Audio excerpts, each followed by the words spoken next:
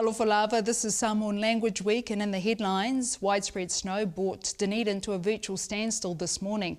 Travelling in and out of Dunedin was virtually impossible with heavy snow blanketing the city. Bus services in Dunedin are still being hampered by the heavy snow, and the mail delivery service was suspended. Children were the big winners, with all schools closing for the day. And in Christchurch, it's officially the coldest day of the year.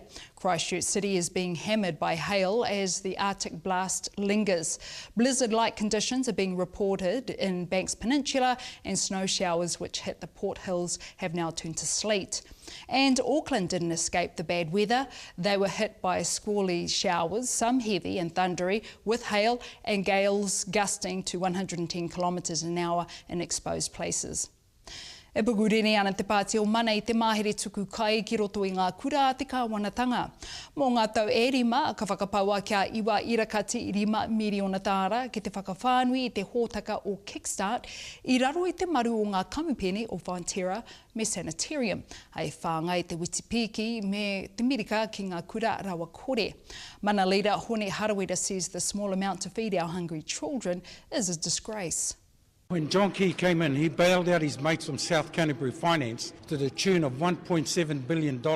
And today he's announced, less than $2 million a year to deal with child poverty? It's an insult. The country's newest MP has been sworn into Parliament. National's Paul Foster Bell replaces Jackie Blue, who retired to become the new Equal Employment Opportunities Commissioner. The former diplomats will be based in Wellington. And the government says meat stalled on Chinese docks is now moving. Primary Industries Minister Nathan Guy says there's confirmation from the New Zealand Embassy in Beijing that the consignments have been cleared. Mr Guy says it's now up to importers and agents to collect their respective containers. And French authorities will analyse samples brought back from Syria by 2 journalists after they reported the Syrian army was using chemical weapons against rebel forces. There have been mounting reports of the use of chemical arms by both sides in Syria. The 2-year conflict has claimed more than 94,000 lives. And there's an increase in reports of attacks against journalists in Afghanistan. However, the Afghan Journalist Safety Committee claimed that their own government is to blame for the violence and that this will continue because the international world remains silent on the issue.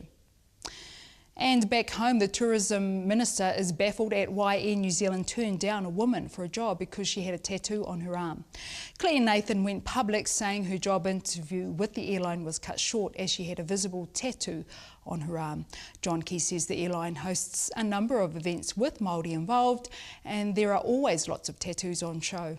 A bit surprised really, but I guess it's a matter for them. I don't know why they chose to do that, but tattoos are pretty common these days. And in sports, All Black centre Conrad Smith will take a sabbatical at the end of the Rugby Championship. The 66-test midfielder and Hurricanes captain has decided to skip the end-of-year tour to France, England and Ireland. He says he needed a longer break if he was to get through the 2015 World Cup. I'm keen to be available for the Rugby Championship, but after that I'm just going to sort of take a bit of a break, mainly to prolong my own career. Koe rā ngā karere matua mai te whare kōrero o Rima, tō whā sui fua.